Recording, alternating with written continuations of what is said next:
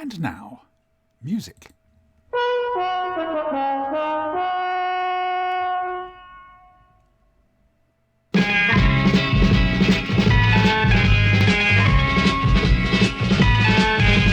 got to fight for what you want, for all that you believe. It's right to fight for what we want, to live the way we please.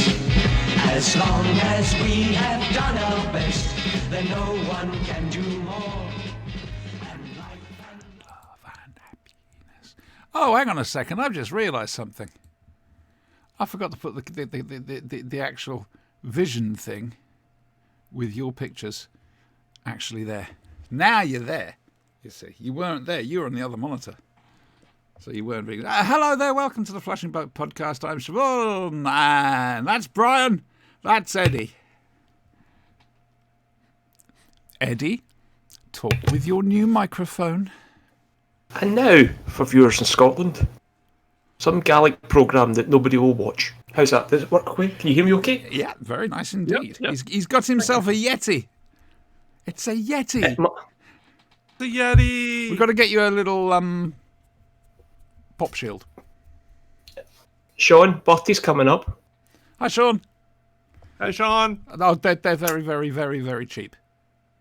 No, I'll invest in that maybe next week. But it was a present from my son for Christmas. So Thank you very much, Sean. Yeah, Nice. both Brian and I diagnosed it as not working. And you stayed up till 3 a.m, I believe, to prove us wrong. I can be pretty stubborn. Yeah, so I found a back way in to get it to kickstart in, and it seemed to work. How So did you do it? Was it excellent. software or did you use a hammer? No, Brian just gave me a few tips in terms of ignore everything about the drivers. The drivers are kind of just that's a kind of red herring, and it was just I plugged it in, did a few things, googled a few things in terms of what we could do in terms of the setup and the control panel, and a few setup tips, and it came to life. So I'm not going to blow on it. I'm not going to disconnect it and use it for as long as I can. There you go. It's one of the best mics out there. So Oh, yeah. for podcasting, certainly. I'll not be any more professional. I'll still talk over you when you're trying to talk, and I'll still talk, Well, I do talk over that the intros. anyway. Oh, we'll talk definitely Yeah. during the... Come on, man. We're not after professionalism here. We want to hear I've got your a mute words. Us? I've got a mute button. I don't intend to use it. Ooh, them's fighting words. I'd always wanted to get a Yeti, but I didn't have the money to. And then Brian got one, and then got another one. Yeah, I broke the first one. Yeah, and then gave it to Jess, has she electrocuted herself yet? No, she's been using it for her Twitch channel. She hasn't sort of touched any bare contact on it. No. I made sure it was safe because I don't like paying full rent. She's still alive. This is useful. Yes, this Yes. is good. Yep, locked up in the cellar. And still getting a little bit used to it because I came up a bit earlier today to make sure it was working, plugged it all in, and then forgot to put my earphones in. So it wasn't so much a bit of reverb, it was like a sonic boom that I think took down half the street. But I'll know that for future reference. I'm sorry, you've just reminded me of something. Years and years and years ago, back in about 1983, 84, I used to DJ. It's myself and my friend Simon, who I'm still in touch with on Facebook. All I'm picturing is neon glow sticks and everything. This is before the era of glow sticks, love. This is where people just... Strobe light. Did you boogaloo till you puked? Did you... We boogied with a suitcase, basically. And I remember I was doing one, I was solo one, and it didn't have a proper set of decks, and so I had to grab a record player, and Remember them, folks? 2 tape recorders, as were, but stereos, you could play it out. And obviously I'd use headphones in the tape deck just to cue things up. So finished one tape, plugged the headphones in, put record on to keep going and something else. I'd had Iron Maiden requested. So, put in the Iron Maiden tape, hit play with the headphones on, hadn't turned down the volume. Apparently, my face was a picture. What that one at the scream? Just a... Oh, memories, dear me. That also reminds me that my friend Jason's wedding, he employed a DJ. The DJ was given strict instructions: do not say no to anything. Play what you're asked. If you've got it, play it. If you can get it, play it. That wedding's material was it came from the KFL. It was like dance music straight through to Iron Maiden, Black Sabbath. It was the most unusual wedding I've ever been to, and it was amazing. Best wedding ever. It was a playlist. It was just no matter what you were asked. It was like Sydney Devine was played, who's a Scottish country and western singer who's absolutely terrible. They played everything. Hats off. Now you have a new band to request. Portsmouth Symphonium, indeed. Oh, that's First Dance, if ever. Me and Angela had a small intimate wedding. I'm sure they've done a Hooked on Classics version. So it's got a beat so you can dance, possibly. I'm going to look for that. Well, if Angela and I renew our pretend vows, that'll be our first dance. Why don't you just actually make them real? Find somebody called Angela and marry her. Oh, it's too easy. I mean, all right, admittedly, in your head it'll be bigamy, but I'm sure nobody would complain. Permission, though? I mean, it would be pretend bigamy, and the pretense is a big part of it for me. I mean, here's the thing: he can't just kidnap a woman named Angela. It doesn't have to be named Angela. He can kidnap any woman and just call her Angela. In Scotland, that's how we court. It's pretty much like the caveman days. You get a club hat, but unfortunately, it's the woman that does it to the guy. We're a very forward society. Yes, I'm suddenly reminded. If you've ever watched, if you don't believe me, watch Gregory's Girl. That's the kind of variant of that in there. Or indeed, Rab C. Nesbitt. Absolutely, Mairidale. Now, I have to admit, I would love to see Brian trying to watch a full-on Rab C. Nesbitt rant. Oh, be good. Without subtitles. We have to do that. If we do that one time, and then if you're ever in Scotland, I'll give you a tour of Govan. Oh, Govan. It'll be a very, very quick tour. I mean, we're talking about in a car going very, very fast. Not I'll give you a tour of Govan. Windows up, doors locked. I kind of think that's how Canada views America right now. And somehow you'll still come out of there with 3 bags of heroin, 2 rocks of crack, and a car stereo, and you're not entirely certain what year it's from. And if we're really lucky, we'll still have the wheels. The car will still have wheels. Yeah, absolutely. Don't worry about it. It'll be like Dash Lampoons, you know, you pull in for directions and they start sealing the hubcaps off the car. Mm-hmm. Except in Govan, it happens at speed. Yes. They just keep driving when... They've evolved in Govan to be able to do this. It's a bit like it's a bit like the T1000 running after the cars. Crunk, crunk. Yes. Oh, dear me. Hello, boys. How's your week been? Brian, tell me how your week's been. It's been good. 4 days on, 3 days off. Not manic. No, not manic. Nothing. No pressure at all. It's a trap. It is. It is. Tomorrow I'm going to get hit with a sledgehammer at work. You are. That's what's going to happen. Everybody who's been out for the last 2 weeks is coming in tomorrow. Oh. I already have 3 appointments that I had set up over the last 2 weeks. This is going to be fun. Hello, Radox the Green. Radox! I do, Radox. I used to love... My nan used to have the Radox bath salts. Came in a box, the pine ones. I used to put so much of that in the bath. It was just lovely. Oh, wait, no, you mean the actual bath salts, not the... Okay, all right. We have a different definition of bath salts over here these days. Basically, it's sort of like bubble bath, but it doesn't bubble that well because it's salt. Yeah, these are drugs. Excuse you, Eddie. You eat people's faces. Oh, I'm forgetting it'll pick this up now, won't it? Sorry. Oh, yeah. It's a good microphone. Oh, mind you, that's a point I've got to talk to you about. You've sorted out your directional settings on it as well.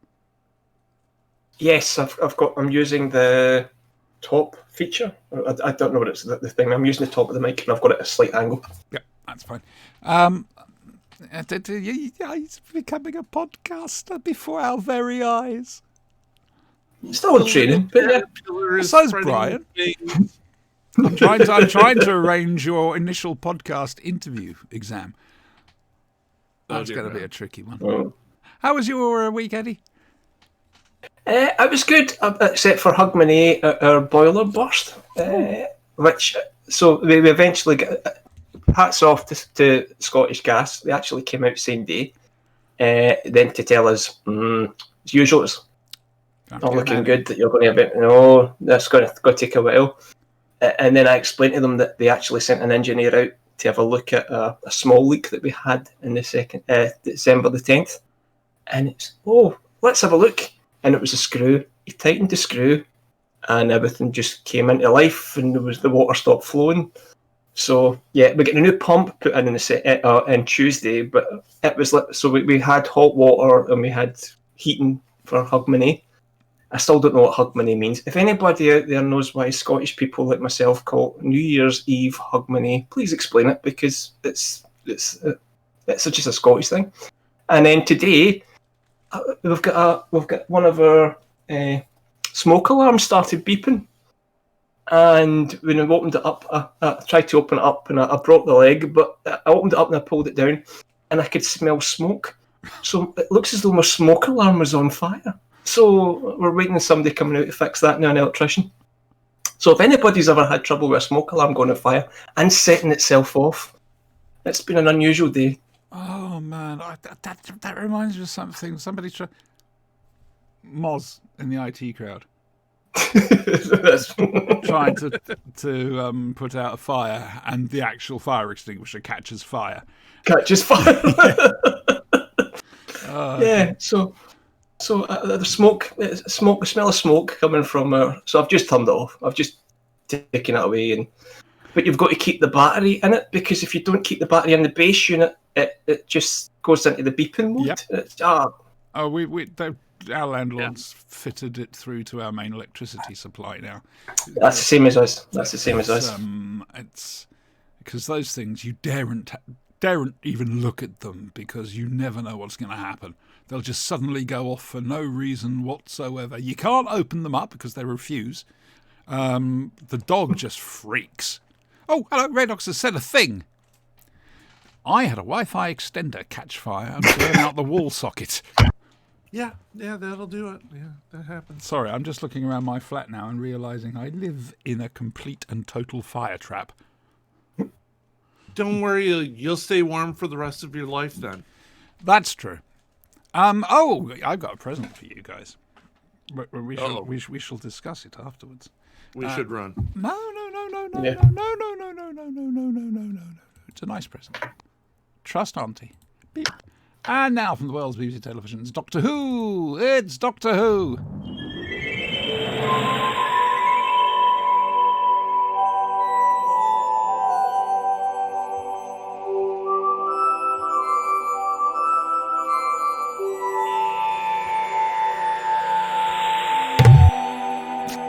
Thud.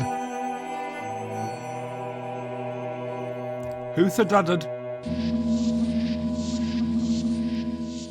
Okay, Eddie's got Matt Smith arms. Right, now. Yes. Doctor Who and the Revolution of the Daleks.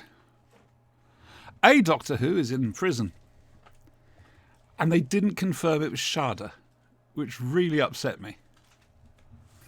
Because the contract was from Gallifrey.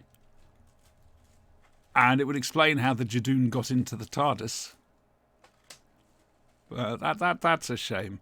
And to be honest with you, I thought that was wasted a little bit. That there's more that could be told about the prison thing, and it's as if we came in right at the end. I sense BBC Books may have something to do with that at some stage. Apparently, she had been there for decades. Yeah, exactly. So, anyway, Jack. Maybe we'll get a Doctor in Prison audio from Big Finish. They'd have to get a license for the current stuff. Don't worry, once Jodie leaves and whatever, they'll get a license. They still haven't got the Capaldi license. Well, they have, actually. Doctor in Prison. Hang on. Oh, God almighty. He's perverting. I didn't say anything. I just asked for a pause. And we lost a viewer because of that. I'm just saying. We lost a whole viewer because you're a prevert. I should hope so. I've been trying. How long? Anyway, meanwhile, back on Earth, the fam. I've discovered something a little bit. Hey, you Sammy. I want to say Yosemite Sam.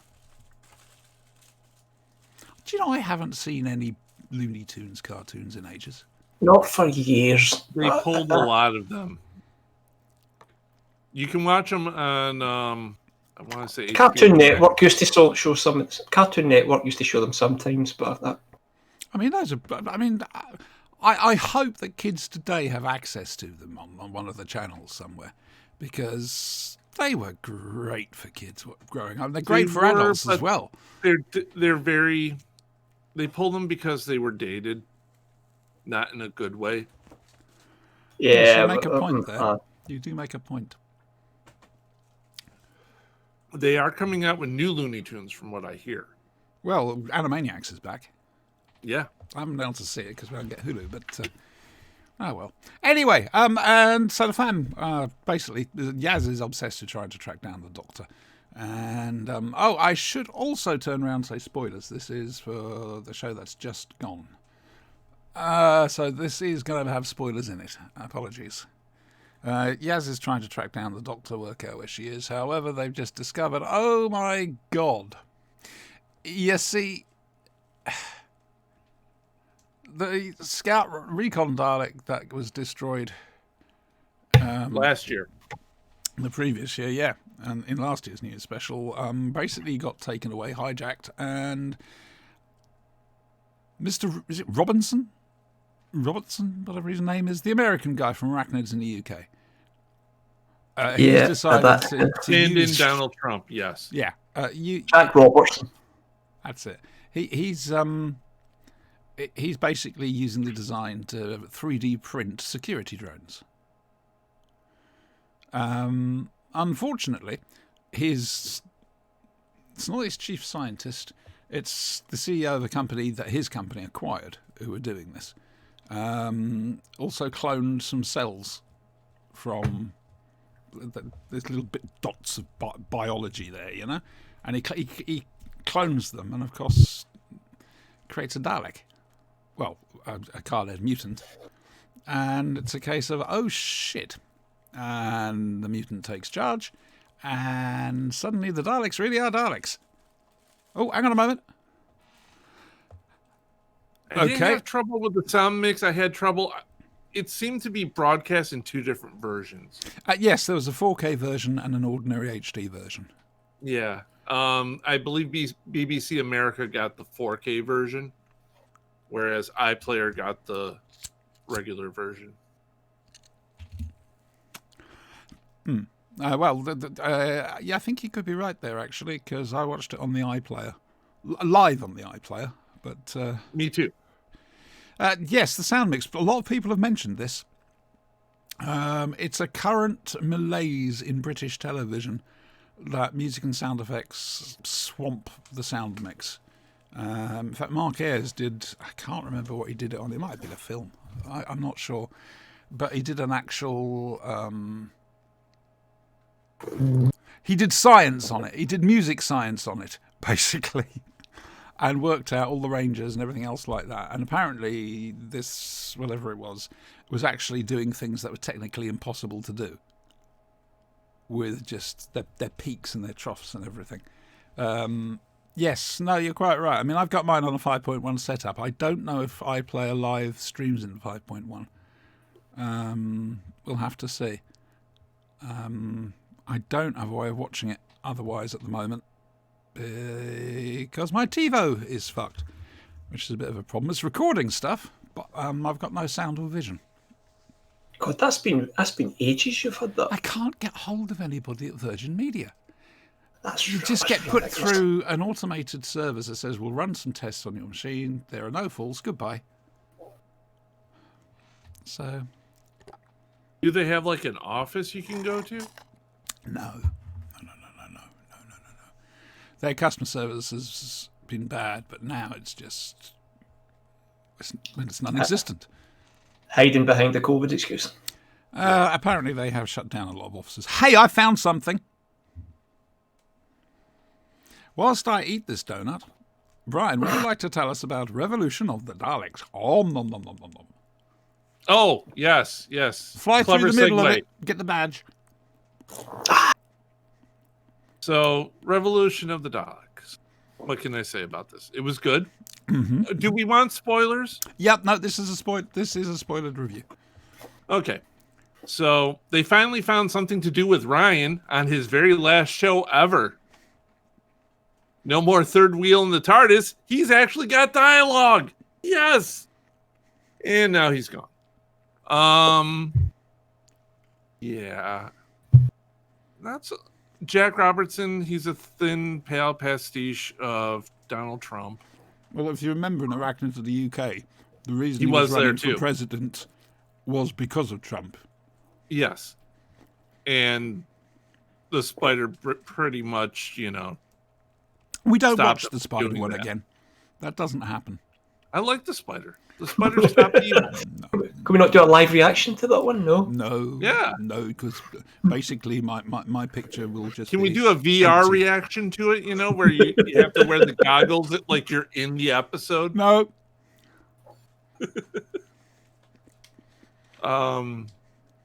He's doing his comically I want to be a supervillain stuff. Makes a pact with the soon-to-be prime minister to steal high technology for nefarious purposes, which is just basically him trying to grab money from it. The real villain would be the Scout Dalek. Problem is, it's not a Scout Dalek. It's a mutation. Pay attention, there's going to be more later. So it clones itself over and over and teleports everybody into all its little clones into the thousands of Dalek models now out there. Oh, geez, they take over. Who couldn't see something bad happening from this? So the doctor can't figure quite out how to beat them. So she goes and grabs more Daleks. Real Daleks. Real Daleks from Skaro. The big boys, Yeah. apparently, the SAS of the Daleks. What's the worst thing that could happen from this, right? Yeah. Oh, God. So from bad to worse, the real Daleks show up and they start killing the fake Daleks. The fake Dalek leader tries to say, "No, but I am a real Dalek. All I need is a little genetic recombination and I'll be a real Dalek." Yeah, no. Bang, dead, gone. So that finally ended that. And then she has to deal with the real Daleks again. I don't know. This was like a bad idea on top of a bad idea on top of a bad idea. She's basically... And she's almost peddling in... Yeah. Sort of, staying in, talking Looney Tunes, staying in midair, trying desperately to keep it... do one thing. I mean, it's the same with the Cyberman. It's a case of, okay, I fucked this bit up, I've now got to sort this out. And that's what she's done here. That's Mosh, by the way. Hello, Mosh. How you doing, Mosh? And Chestnut's here. Of course Chestnut's here. Hello. Did you enjoy it? I loved it. It was very good. It finally gave people, closure and everything. It could have used a little more Graham. Not gonna lie. Yes, I'd agree on that. Graham was definitely pushed out for Ryan to take center stage. More than that, because Jack was back. Yeah, Jack was back. I do feel Bradley Walsh got a bit of a bum deal as a leaving show, to be fair. Could have had a little something extra to do. Yeah, exactly. I mean, he went for peanut butter. Yeah. Can't stand peanut butter. Eddie? I liked it. I thought I'd like it more. Good positives up there. It was the whole setup around that they have got a bit of a manipulative doctor, but nowhere near as good as a McCoy in terms of manipulating the Civil War. You just think McCoy would have just with one hand tied behind his back, a blindfold, and a carrot for a sonic screwdriver would have sorted this out. It's the whole thing that it's manipulating the Daleks into a Civil War scenario so to take care of the ones that are on Earth. You just know Jack Robertson's going to it's going to be that Lex Luthor character that's going to go in there and sell them down the river, which happened. He still needs character payoff. He's the bad guy. So there's a chance he'll be back a third time. Whether he is or not, I don't know. But in wrestling parlance, right? So a little guilty pleasure is he's like a kind of Ric Flair type character, right? You're going to pay now in the new series to see him get his comeuppance. So I get that was kind of set up there because the whole thing around the end He of is all a this. good heel. Oh, absolutely. Oh, yeah. So that kind of worked. Jack being on there was great, and I thought Jack and Jill went up a hill.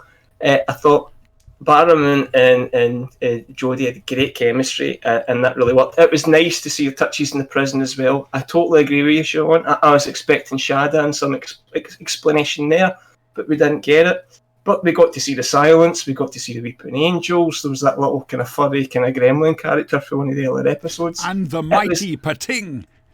Yes, yeah, that's the one. So that I really liked. I totally forgot. So this was set up as it was a direct sequel from last year's Christmas special, but obviously it also follows the series. But so the whole joy thing of it around is you can watch both stories back to back, and they just flow. But you need to also watch the last episode in the previous series because I totally forgot about the escape from and the additional TARDIS being there. So this whole thing around, I thought, was this Deus Ex Machina? Where did this extra TARDIS come from, and how is that getting used to solve the problem? But it stems from the last episode in the previous series. So, yeah, that was a criticism, but then it's a case of, well, that's just my memory because I totally forgot all about it. Like I said, I really liked it. I liked the bad guys in it. I liked the premise of a Dalek Civil War. I'm going to try and not sound catty because I really did enjoy it, but I thought I would enjoy it more. But the whole premise of Daleks working for the UK government, yeah, Victory of the Daleks did it better with Matt Smith. The whole thing around the Dalek Civil War being orchestrated, like I said, I've seen that done better in Classic Who. The thing But is, it was nice. if it was McCoy, he'd have arranged for that Dalek ship to be in the vortex at that exact point, so he could just immediately. So that was it's the niggly criticisms. I thought Jack's exit at the end was abrupt, but having thought about it, it had to be. It really had to be. This was not about Jack's exit. This was all about. It was the last episode for Graham and Ryan. I suspect he'll be I back. thought, yeah, I mean, suspect another season of Torchwood. they mentioned Gwen, and then Big Finish have announced there's going to be more Torchwood audios as well. So I don't know if that kind of comes into play as well. But it had to be low key. It was the right thing to do because this was about Ryan and Graham's exit. Agreeing with yourself though, Brian, I thought Ryan's story arc was handled great, and the conversation he had with the Doctor about the fear of the new and explaining why he wanted to be there, wanted to basically stay at home. It was such a mature conversation from Ryan, and it showed the improvement in him. Yep. Yeah. But Graham's exit was kind of. We're back to the. I'm leaving. My grandson's coming. I'm going to look after him. Great. The premise is right, and probably it was the right thing to do. But I just thought Bradley Walsh deserved better. I agree. I mean, Yes. Yeah, But I'm on glad. the- I'm glad Toslin Cole got some decent lines in this. yes, Finally, Very after much being. so. Oh, and Ryan runs. Ryan does But, something. still can't ride again, a whether bloody it's going bike to be though. a big finish or a spin-off, that there could be a further adventures of Ryan and Graham, And Graham. off the back of this. Right, I got to say, So- we'll call it Cockles and Muscles.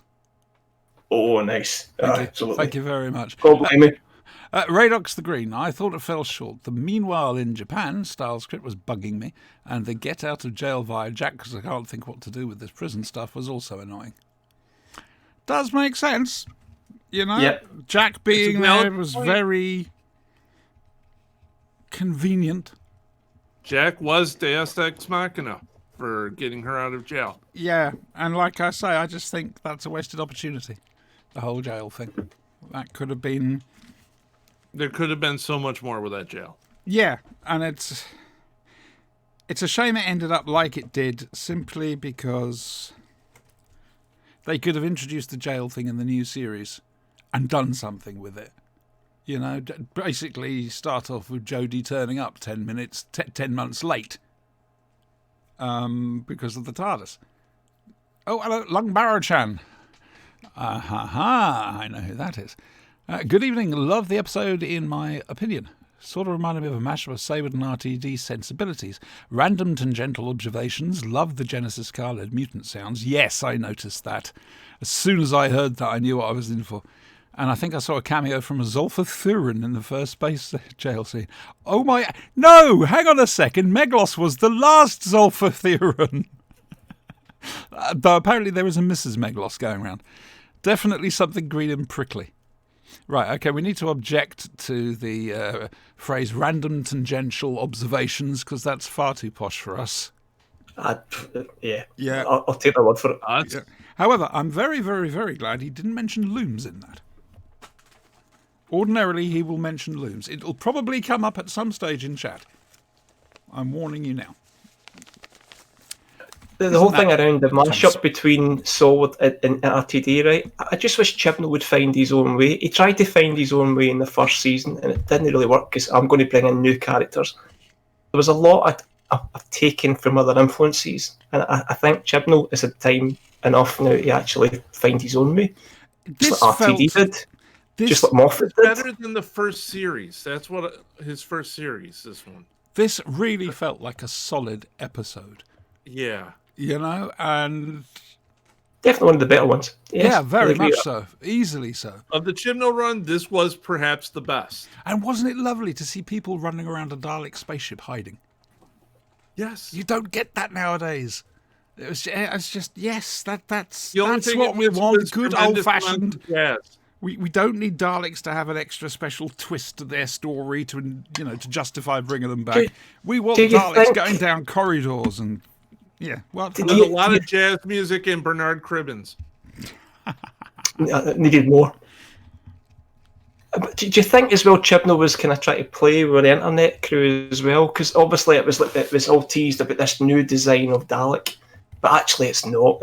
We get the bronze Daleks are back in their classic design, and they kind of sort this out. Well, I he thought did it was a say, really- I mean, in pre-publicity, he did sort of say, look, they're there for a reason, the Recon Daleks. It does tie into Resolution. They're not, the bronze ones are not being replaced. So, It was a bit of a bait and switch on that. Oh, we're getting new Daleks. Bang, they're dead. there we go. It's happened. Here's the regular ones. We got new ones. They're dead. They're gone. We had a lovely reference to the Time Lords as a race being created via gene splicing in the previous episode. So that sated his luminous for the moment. I think he could possibly get rid of the M in that and replace it with an N, but... Yeah, Luminous. Yeah, luminous. Yeah. Tying it back to Looney Tunes. There we go Indeed, again. we're back again. Yes. I want to put up a sign now.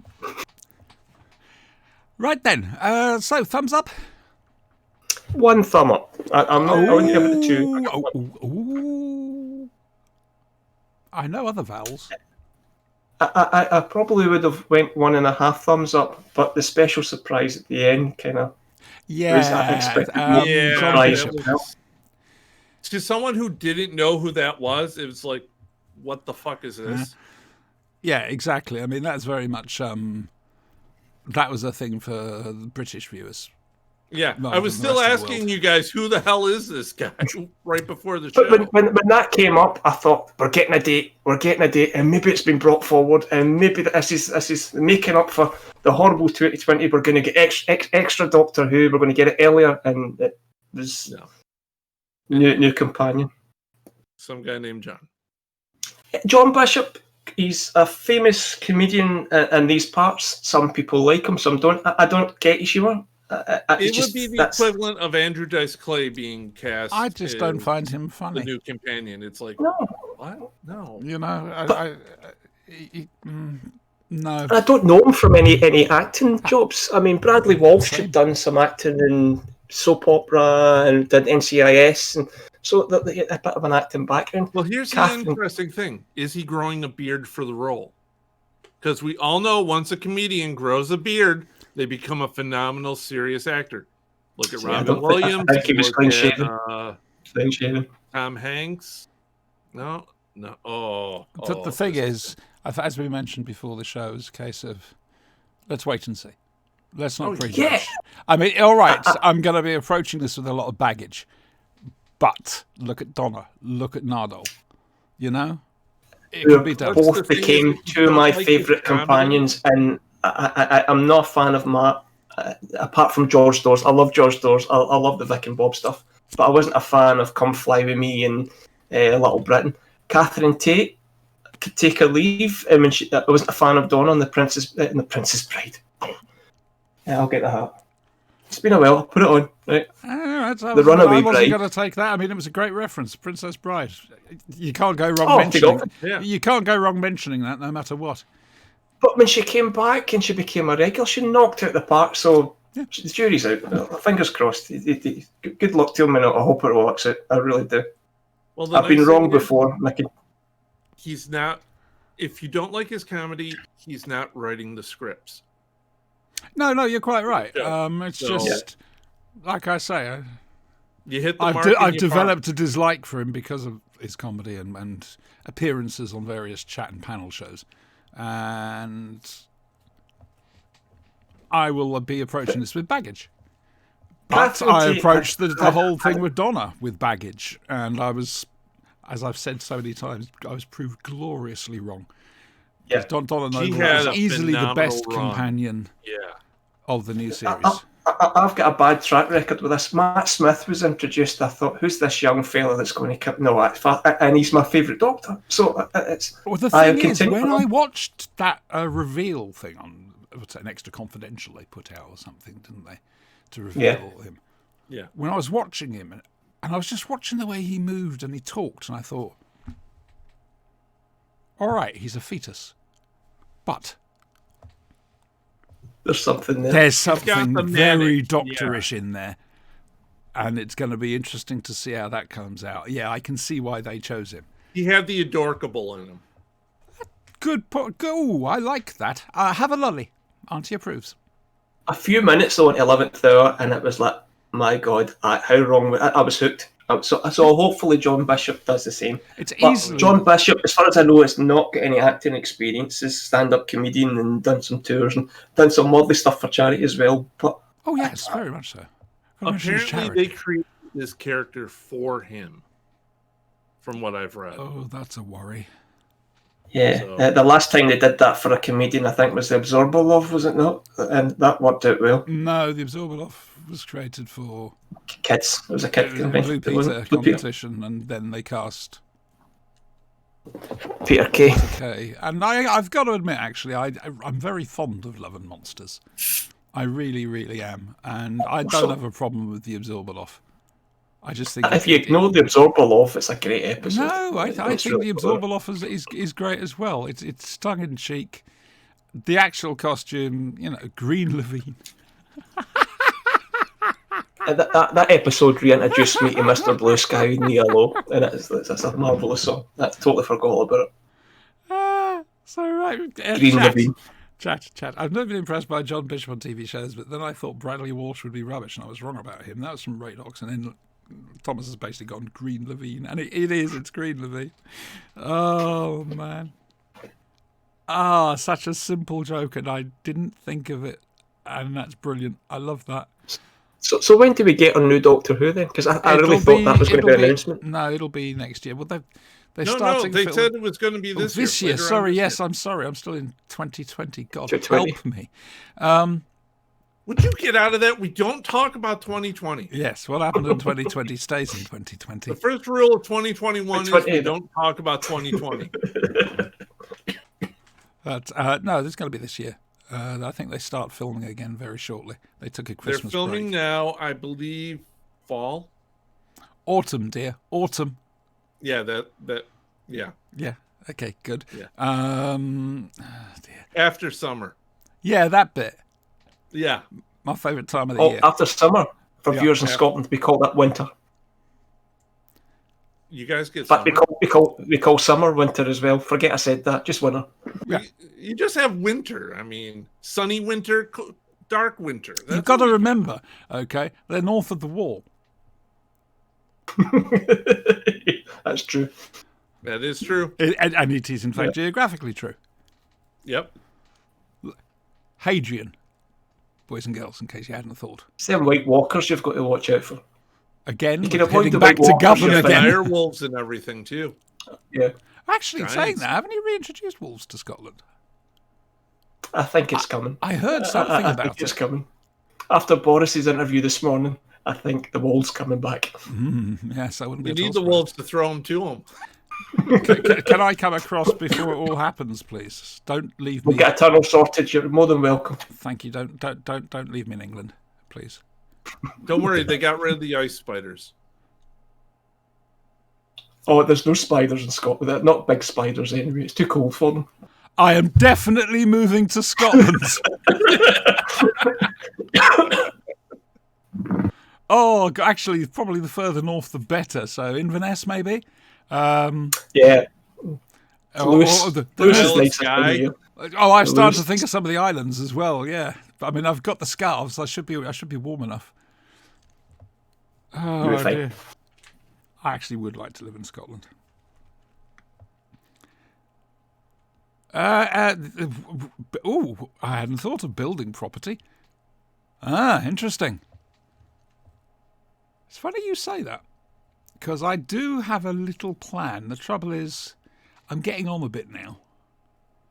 And whatever I do, I'm only going to get, realistically speaking, I'm only going to get, so many years out of it before I peg it.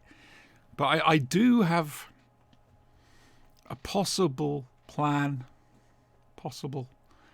to actually build my own house. Well, I say build my own house. It's one of these new prefabricated things, and it's wood, and it's incredibly cheap, but they look astounding. You can get like 4 bedrooms and 2 bathrooms for about 60 grand. And it's I think there is a when we're going to visit Jack. There is an estate up in Lanark, and it's wooden houses, and they range from very small to very big. They're lovely, Siobhan. That might be the same idea. it could well be. It's a case of buying the land, sorting out sewage and internet and whatever, electricity. Oh, and water, that would be nice. But like I say, it depends. All sorts of things depend. I mean, I love living where I live, which is ridiculous, really, but there we go. Yeah. If I do it, I'll try and do I it up hear in there are Scotland. some caves in Scotland you can go live in for like free. We had that Beware of the discussion about werewolf. governing earlier. That is a very Jersey answer. Just beware of the werewolves. In Jersey, it was a case of you got nowhere to sleep. Okay, fair enough. Go and sleep on the beach. That's what you're told. Which means you get, possibly get wet feet. And if you go down, anyway, sorry, babbling. Right, so what are we going? Oh, it's the Tomorrow People. It is. We didn't do a big finish this week because there wasn't really a new one I wanted to do. However, you've got a corker next week. I've already heard it. It's a good one. But anyway, yes, there's this young lad, Mike Bell, and he's developing powers, special powers, as John would say, and so the Tomorrow people have got to help him. However, this is the fairly obvious thing of what if a Tomorrow person wasn't necessarily a good guy? Great premise. Yeah, that is a good premise. And he gets involved with some dodgy comedy goons. And it's basically, it's the struggle for Mike's soul, so to speak. However, he is a good sort at heart. I think that's fair to say. He's a good He's little the Irish fairy. wise telepath that plays by his own rules. Yeah, damn straight. And he's only got 24 hours before he's off the case. Exactly. I'm not going to talk about this because I find this particular one very silly. Eddie.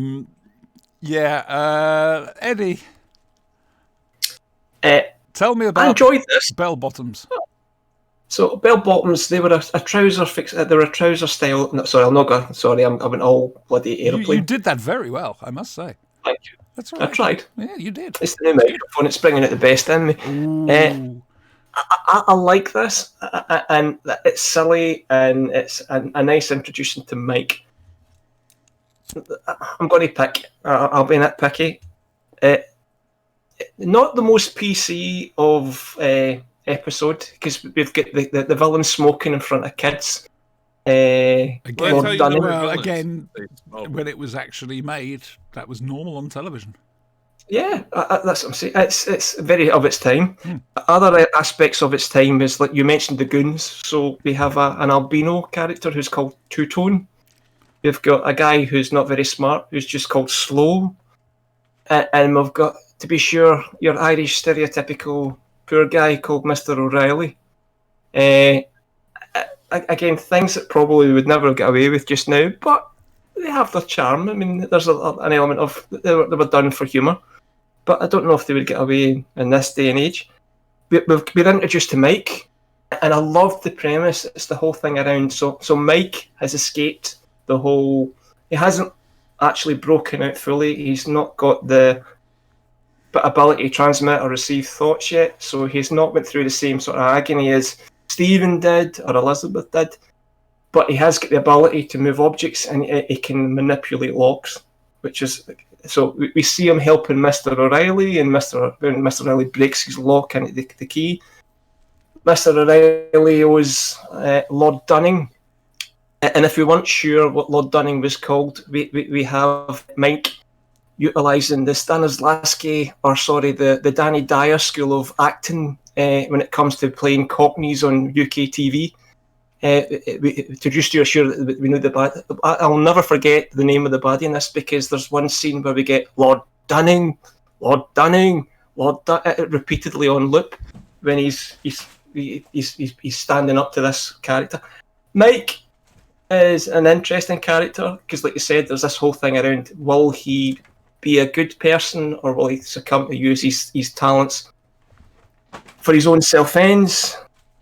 But ultimately, it's a case of he's stubborn, he's a bit of a Cockney rebel, which is of its time as well in terms of the reference, and he wants to make sure that Lord Dunning pays for his crimes. He terrorises Mr. O'Reilly, he blackmails him by holding his sister and his mum hostage so that he'll actually help him break into a bank.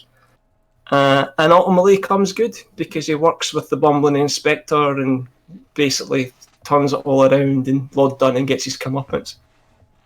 That said, though, this is the episode where we see poor Tyzo kind of fade into the background and become an afterthought. We see Stephen slowly kind of lose his spot as the kind of upfront action guy who basically is the one that they're sent through to kind of be that first piece of person that goes in undercover and becomes a main character.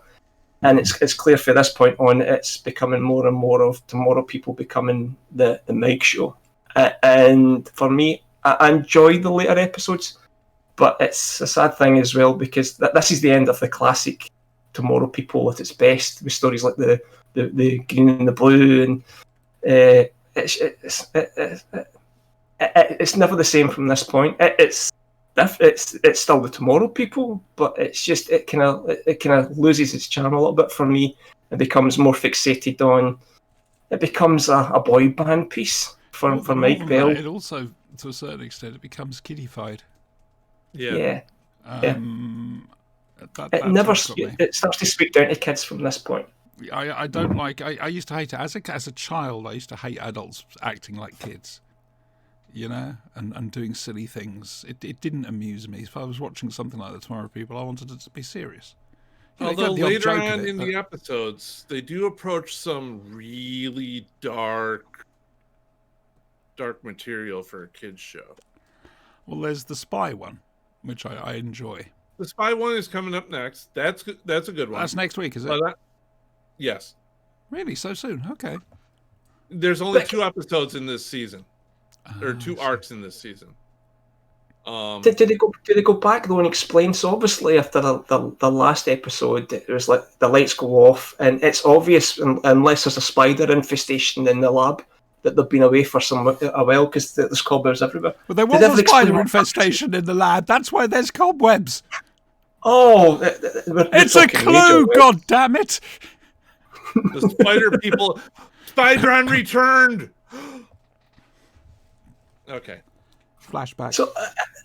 it was what did they explain the kind of what happened in the interim period, or is it straight into? Because that's a lost opportunity. Big Finish. I wonder if they ever picked up on that. But Big Finish could do a good deal. Big Finish continued the story where it left off, and did some quite shocking things. For example, next season we get what's its name? Heart of Sagoth. Oh no. Yeah. We also get the return of Hitler. Oh God! Of course, Hitler's last secret. Yeah.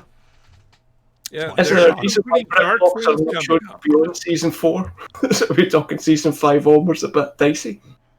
Of its time.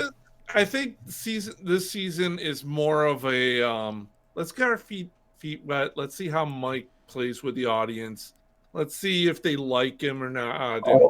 He did. He was all over looking, and he was a pin-up, wasn't he? I mean, he was everywhere. Because it wasn't just the Tomorrow People. He brought in basically on the back the success of Flintlock, the band he was the drummer for. I still want to see the devil take his soul, though.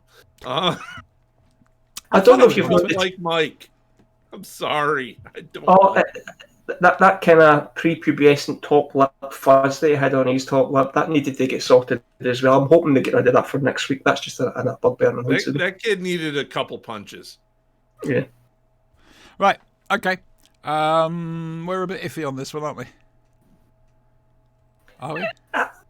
Yeah, I enjoyed it, but it's for me. It's the end of the Tomorrow People that I liked. I'm iffy because I absolutely hate Mike. But you're screwed, I do agree with Eddie. It is the end of the Tomorrow People as we knew them. This is the whole new era of the Tomorrow People. Yeah. 2.0. Right. Next week, we'll be looking at. You say it is the spy one. It is the spy one next week. Which I know I enjoyed when I watched it. So yeah. Oh yeah. Yeah, it's a good episode. It's a very good story. Okay, however, big finish for next week. You're going to like this. We're looking at Masterful, the 50th anniversary special from Big Finish, featuring practically every master they could get their hands on.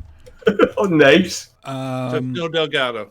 Oh, they've got a wonderful way. Hey, Radox used to like Flintlock. We won't hold it against you, Radox.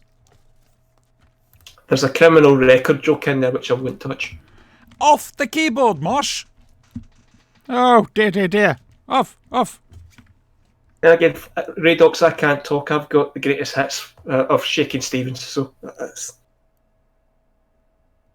Oh, come on. Green Door, This Old House, Siobhan. Classics. Classics of the time. I bet you go square dancing.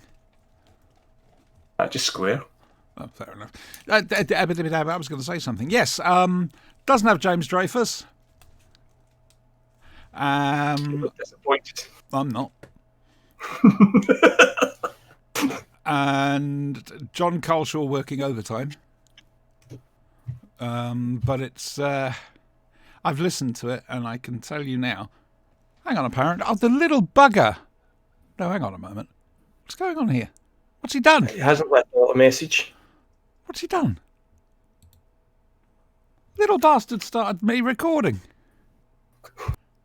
I didn't know you could record on this. Oh, that's interesting to know. Anyway, yeah, and it's a joy. It really is. It does things that you don't expect, and it does a lot of things you do expect. So we'll be looking at Masterful. We've got the limited edition, which means we've got extra plays on there to listen to as well, which we'll only talk about if everyone gets time to listen to. I mean, I'm listening to Terror of the Master. It's a 3-hour audio book, not a play. Shame Gordon Tipple didn't appear. Ah, dear. Yes, poor old Gordon Tipple. Forever forgotten. The forgotten master for one night only. Oh, dear. Anyway, so we've got that. We're doing that spy thing. Now, hang on a moment. Hang on. I need to look something up. And my mouse isn't working properly. Okay, right. Let's go on to here. And let us go to... What was I looking for? Ah, yes.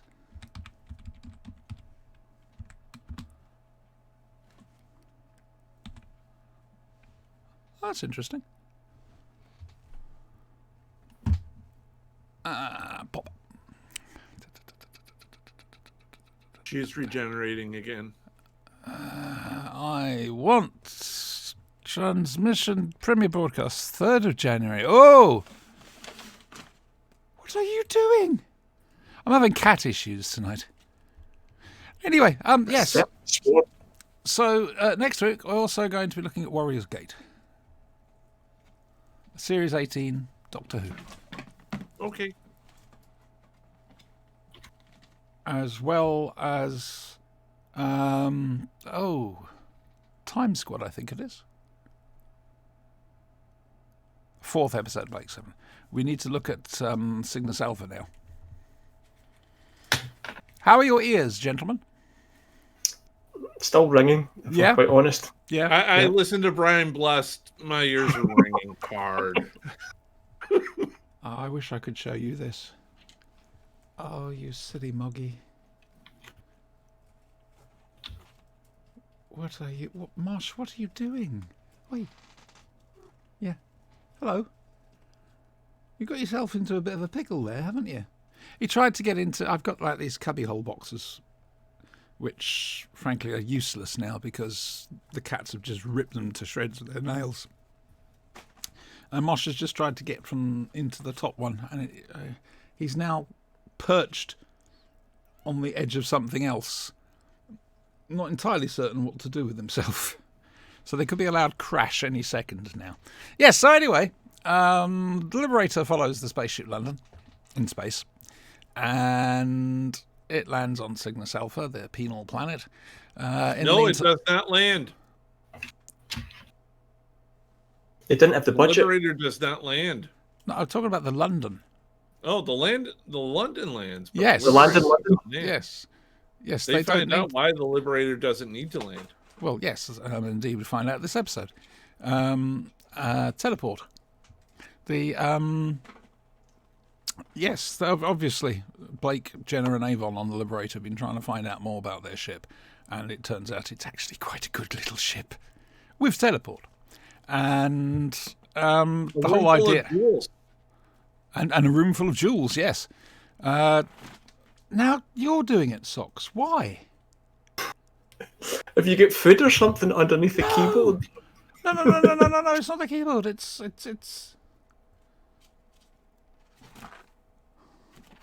And there he goes. And there goes everything else. Oh shit. If you ever think your home is haunted, don't worry. It's just cats. Oh, I walked It's into the the cat. shower. I walked into the shower a few days ago and found the remains of a dead pigeon. Oh, that's nice. That's the They cat's brought you looking food. after. They were storing They it. brought you bread. That's They're all I taking get. care of you. I always get half a pigeon. Which half? Cheer. Oh, That's the problem. They don't catch anything else except pigeons. My cat boys- used to catch chipmunks. Did they talk with a really high-pitched, squeaky voice? Not after they got caught. Oh dear. Yeah. He used to, off with their heads. So anyway, Blake Yeah, wants to go down to Cygnus Alpha and get a crew. However, there's a problem. There's a Cygnus Alpha disease. That once you land, you contract it, and you need to take a thing every day. It's a con. Murray Mints. Yeah, Murray. It's Murray Mints. It's a complete con, and it's been turned into an almost religious thing by Brian Blessed on Subtle. Yeah, it's saying something, isn't it? That was Yeah. Sorry, just recently on Facebook this evening, actually, someone posted this brilliant picture of Brian Blessed as Omega from the Three Doctors. In this case, oh, yes. Oh, yes. Perfect. That was the casting. It never was. It should have been. that would, totally. Oh, no. We take nothing away from Stephen Payne. That's the whole point. It's because Brian Blessed can shout as loud as Stephen Payne. Oh, I don't know. I'd like to see that shout off and see who could. I would Think of like the to see taste that, of but I that. don't think we have enough cocaine in the world for that. I was thinking heavy tranquilizers. So reduce the mic. I mean, we're talking disaster area concert levels here. It's that bad. The shout-off actually happens in a ship above the... Anyway, right. So, well, we've covered that well. Brian, what did you make of this? Loved it. I knew you were going to say that. Dude, I'm loving this stuff. Blake 7 is totally within my jam, all right? Within your jam, is it? Right, okay. It's in my, it is my jam. I'm enjoying it thoroughly. The fact how they discovered the teleport mechanism, quite by trial and error, mostly Blake volunteering and Avon looking at the controls like, I could just send him into space with this. Just one flick. Getting to the planet, picking up the other two of the crew. And yeah, another character you thought was going to be part of the Another crew two. guys. Yeah, and a third who thought, 7, okay, this will make 7. No, he's dead. Having Brian Blessed just interrogate Blake. You will give me this ship. No, I won't. You will give large scary man. Yes. Punched out a polar bear. We'll give you the ship now. If you could just step back just a little bit more, Just a little bit. more. Just a little bit. Hit the button. Which is essentially how they got rid of him. Explodes in space. That was Oh. beautiful. In space, no one can hear you scream unless you're Brian Blessed. Exactly. I liked how they were finding out more about the ship. Jenna found a room full of clothes. Awesome. Then she found a room full of jewels, which she and Avon quickly are like, we could buy a planet with this. And they were okay with it. They found out a little bit more what the ship can do, but not much. That's going to come, I think, in Time Squad. So, yeah, I totally love this one. Fair enough. Eddie? I haven't watched it back in it, right? And having recently watched Alien 3, my God, did they rip off the idea of Alien 3 off this episode of Blake 7? The whole thing around it's a penal colony and a religion forms around it to kind of keep the checks and balances within the planet and hold everybody together. This is just classic sci-fi, and you can see other things are starting to take tropes from it. And again, I'm going to echo everything you said here, Brian. I love this. Even Paul Darrow is just every line that he gets, just that hint of sarcasm when they discover the weapons in the panel. And yeah, I know, right? The weapons are repurposed curling tongs, but they're still unique. They're different. It's not a gun. It's a totally different style. It's a wand. They're space wizards now. Which then I think only the user that picks it up, they take the kind of handprint or whatever, they can all be used. It's just so greatly written. And then when Blake says, "Are these weapons?" he even turns around and says, "Well, they're not toothpicks." It's just little sarky things like that makes even steal this show. And the fact that he was trying to shoot Blake the entire time. Yep, and it was just put it go off. Oh, Jenna, look at those jewels. Look at what we could do. Can we go now? Can we go now? It's just, he's just so untrustworthy, and you just you'll see him grow as this goes on. It's just best thing in it. The whole thing around teasing the Seven, and then people are getting killed off left, right, and centre. It's just really clever. Brian Blessed being Brian Blessed, and I was going to use the term that delved down to about a good 6 or 7 rather than up at 10 or 11, which he's normally acts at. It's just this is great. You have to change the scale. Okay. Yeah. All right. This is Brian on about 2. His normal voice is about 6, and then anything over that's we haven't. Remember, Brian Blessed goes up to 11. Yeah. Everyone else goes up to 6. Brian Blessed goes up to 11. Yeah. Oh, Sonic Boom. This episode sets everything up, though. We get the Liberator christened, and it's great. The ship calls itself. Zen christens the ship Liberator based on a kind of mind meld or something. Jenna touches the panel and starts to read her mind. Even at the end, it's set up that they're on board. We see the makings of the crew. And there's there's 2 Federation pursuit ships. It just sets up the series that they're on the run. They've got this brand new ship, but they're constantly always going to have to look after their back. Can Blake trust Avon? Can Jenna trust Avon? Can Avon trust Jenna? It's just this is grown up adult sci-fi. And like I said, yeah, the medication in this looks like a plate full of Murray mints. We've got curling tongs for weapons, but who cares? This is just so well written and well acted. And this is classic sci-fi. This is stuff. This was the highlight of the week for me. Cool. This was it. Cool. Wonderful. Yes. Still want Brian Blessed to be Speaker of the House of Commons. Oh, so good. That would just be blissful. That would be excellent. He'd take no shit. Oh, absolutely not. Just give him a mace like they did in Flash Gordon. Talking of shit. Yes. Star Trek have just properly explained how replicators work. Oh, yeah, that was a bit of... Yeah. I must have missed this. It's in Star Trek Discovery. Basically, it's the ship takes all the waste product from the humans. Oh, dear God. Breaks it down to the atomic level, rearranges the atoms, so it becomes something else. Now. So basically, eating and drinking shit. The leader of the chain. Shit. Yeah. Everything is shit. Yeah. The leader of the kind of rival to the Federation chain mentions that the apples didn't taste quite right, and then we get the full explanation as to why. I got to admit, I was always. He said shit. It's Star Trek. He said shit. I'm enjoying Discovery. I've got to admit. I mean, we're not looking at it, but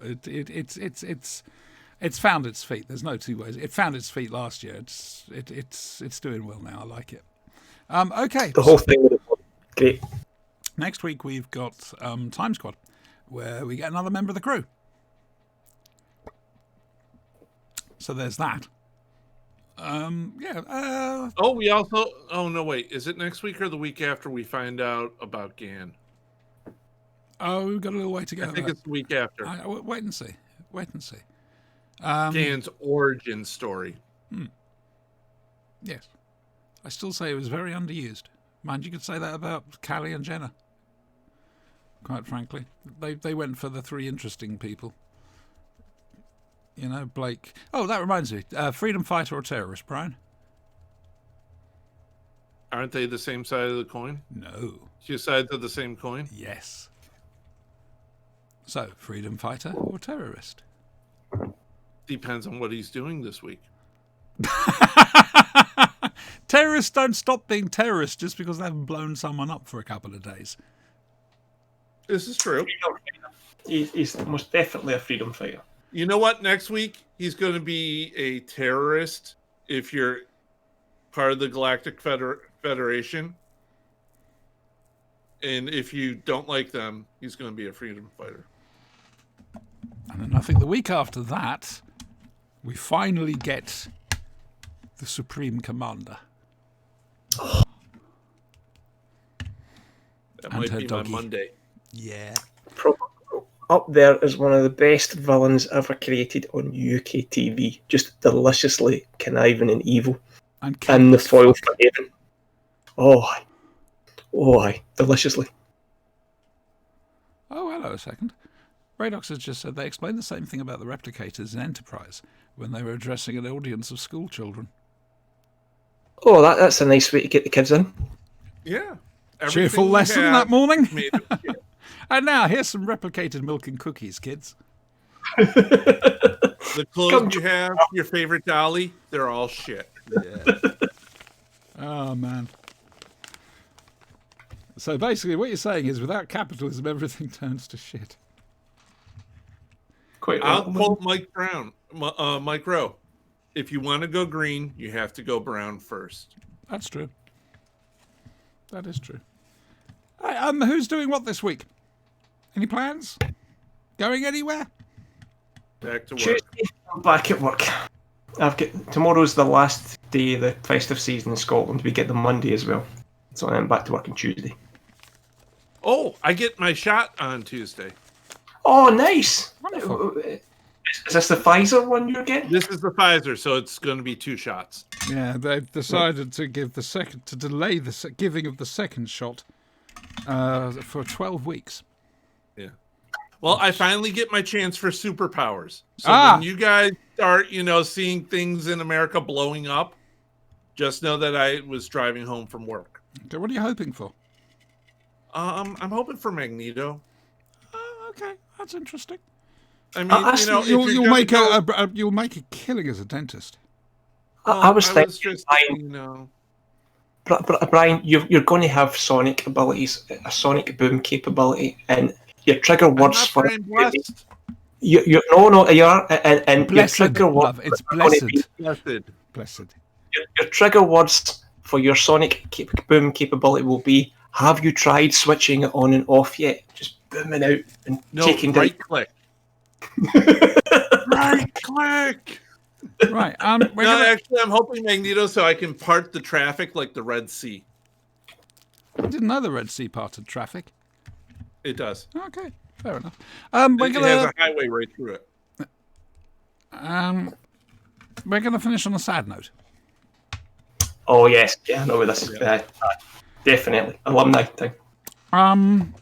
Back on the audio podcast, I had quite a few co-hosts, and the last of them was Steve Hatcher and Ian Parks. Indeed, they went on to do a few Flashing Blades on their own. A couple of days ago, we got the shocking news that Ian had died suddenly. I'm still trying to wrap my head around it, if I'm honest with you, because it just doesn't seem like he should have done. He was a very happy person. He played the ukulele, I think. He was very good and came up with some excellent stuff. We just sit here and babble crap. But Ian and Steve, when they were talking, were really actually, they'd go into things properly. So that's the... why is that recording again? How is that? Stop it.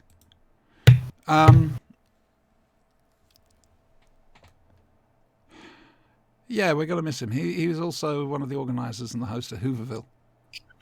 Yep. up in Derby. And it's not going to be the same without him there, quite frankly. I suspect they may do something at the next convention for him. I hope they do.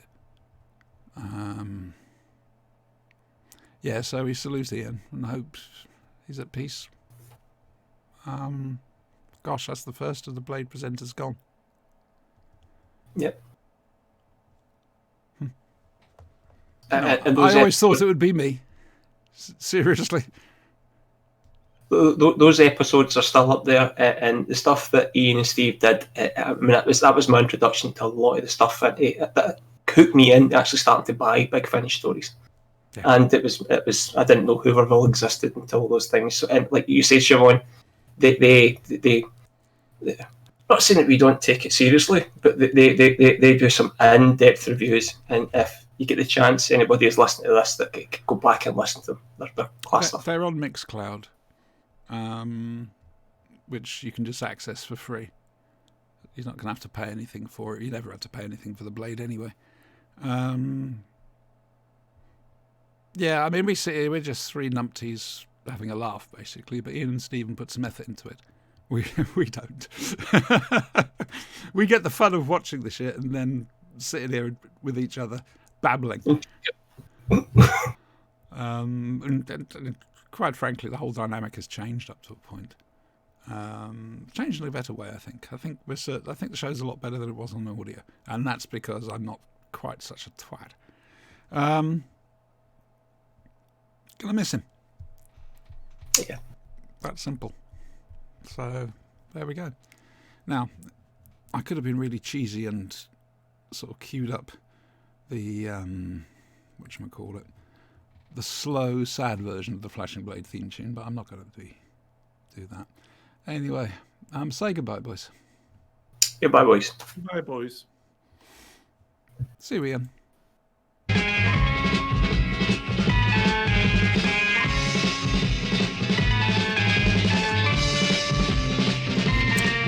You've got to fight for what you want, for all that you believe. It's right to fight for what we want, to live the way we please. As long as we have done our best, then no one can do more. And life and love and happiness are well worth fighting for. They're well worth fighting for.